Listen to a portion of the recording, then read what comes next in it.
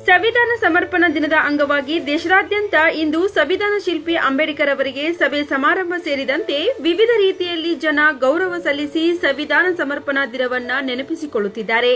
ಆದರೆ ಈ ಸಂವಿಧಾನ ಸಮರ್ಪಣಾ ದಿನದ ಅಂಗವಾಗಿ ಇಲ್ಲೊಬ್ಬರು ಮಾಡಿದ ಕಾರ್ಯ ಇಂದು ಎಂದಿಗೂ ಶ್ಲಾಘನೀಯ. ಅಷ್ಟಕ್ಕೂ ಅವರು ಮಾಡಿದ್ದಾದ್ರೂ ಏನು ಅಂತೀರಾ? ಇಲ್ಲಿದೆ ನೋಡಿ ಡೀಟೇಲ್ಸ್. ಕುಂದಗೋಳ ಪಟ್ಟಣದಲ್ಲಿರುವ ಅಂಬೇಡ್ಕರ್ ಮೂರ್ತಿಯನ್ನ ಇವರು ಸ್ವತಃ ನೀರು ಹಾಕಿ ಸ್ವಚ್ಛಗೊಳಿಸಿ ಹಾರ ಹಾಕಿ ಪೂಜೆ ಸಲ್ಲಿಸಿ ವಿಶಿಷ್ಟವಾಗಿ ಸಂವಿಧಾನ ಸಮರ್ಪಣಾ ದಿನ ಆಚರಿಸಿದ್ದಾರೆ.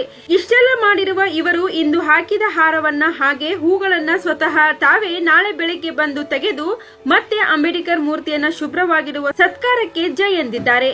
ಇಂದು ಸಂವಿಧಾನ ಸಮರ್ಪಣಾ ದಿನ ಇರುವುದರಿಂದ ಕುಂದಗೋಳದ ಪಟ್ಟಣದಲ್ಲಿರುವ ಪಟ್ಟಣ ಪಂಚಾಯತಿ ಮುಂದಿರುವ ಅಂಬೇಡ್ಕರ್ ಮೂರ್ತಿಯನ್ನು ಶುಚಿಗೊಳಿಸಿ ಮತ್ತು ಪೂಜೆ ಮಾಡಲಾಯಿತು.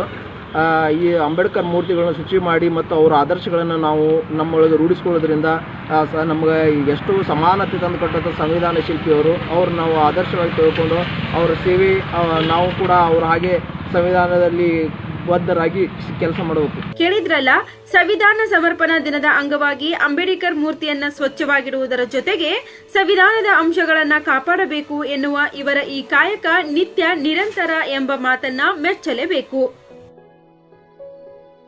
Download Public Next.